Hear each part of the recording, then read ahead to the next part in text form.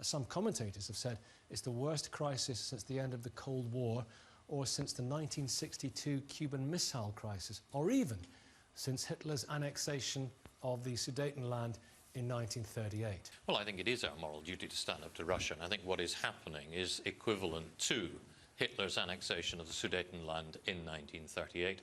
And we must go in and defend the Ukrainians. That if Russia destabilizes Crimea even further, then there will be far-reaching economic and political consequences. And I think it's right not to have defined that too precisely, but certainly it may be that it would have to involve military action. War with Russia? What are you talking about? No, I agree. That should be the ultimate option.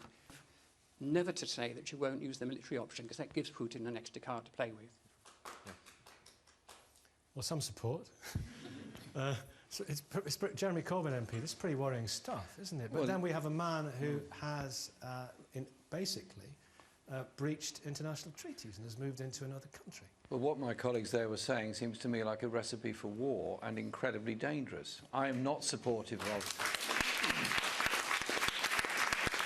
I'm not supporting... You got more support than they did. I'm not supporting of Russian military action. Yeah. And I do think there has to be a peace process, and there has to be a process of demilitarization of the Ukraine and sticking to the original non-nuclear agreement. But I'd also say this: the hypocrisy of the West is unbelievable on this.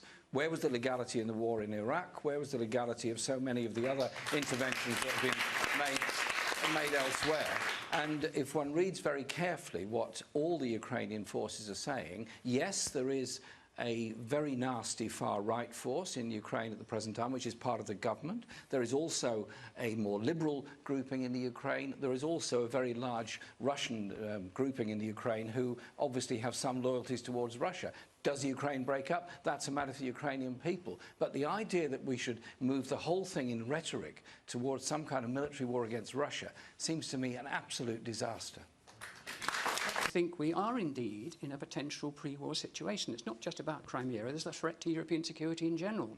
But I think the wider issue is that the EU has got very close to NATO. NATO has been pushing very hard to expand eastwards. Inevitably, Russia is going to get very nervous if NATO sets up bases all around its borders. That in turn encourages Russian militarism. Can't we go back to the point where Ukraine was a nuclear-free country that was not going to be a member of any alliance, either with Russia or with NATO, and start to demilitarize and de-escalate the situation and allow a proper debate, much longer than a week, for people to decide their own future in the Ukraine? And it seems to me there's a terrible danger of a rush to a combination of an economic and a military war, and goodness knows what the consequence of that will be.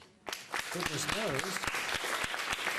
Well, the UN, clearly, if it takes a one-sided decision, is going to get vetoed by somebody. So clearly it cannot take that. Therefore, it falls to the UN to try and bring the sides together and pursue a process of demilitarization. But I'm quite alarmed by the way in which the NATO General Secretary seems to be ramping up the ante all the time. It's not his job to go around promoting wars. He's meant to be answerable to a number of different governments. He appears to be behaving as though he's some free agent that can say and do what he likes and develop this very, very dangerous scenario. Ukraine has been the war ground of Europe for 2 centuries. Millions have died in Ukraine from famine, from war, from occupation and from disasters. Let's not visit that upon them again. Let's try and de-escalate, demilitarize and bring about some kind of dialogue and peace process which will guarantee a peaceful future for those people and for Europe. And military intervention would have to be a last resort. But my question to Jeremy Corbyn would be this: what do you do? Try to negotiate, by all means, that's what we're trying to do. But what do you do if Russia does not pull its troops back to their bases? I'm not sure that the Russian people, having lost so many in Afghanistan in the past, want to see Russian lives lost in the Ukraine any more than people in this country want to see us going into some ludicrous, futile war, which will have to end up with a political settlement. All wars end with a political settlement. Let's start from the point of a political settlement, not start from the point of building up armed forces, moving fighter jets to Poland, mobilising the fleet and all these kind of things. Negotiate through. And secondly, last point, the West has no moral authority whatsoever to lecture on this. After drone strikes, after Iraq, after so many other internal coups and conflicts around the world. Surely hand the thing back to the UN to try to bring about some kind of peace process and de-escalate the rhetoric which has been in danger of plunging us into a catastrophic war with nuclear implications. Thank you very much indeed. Thank you all. Thank you.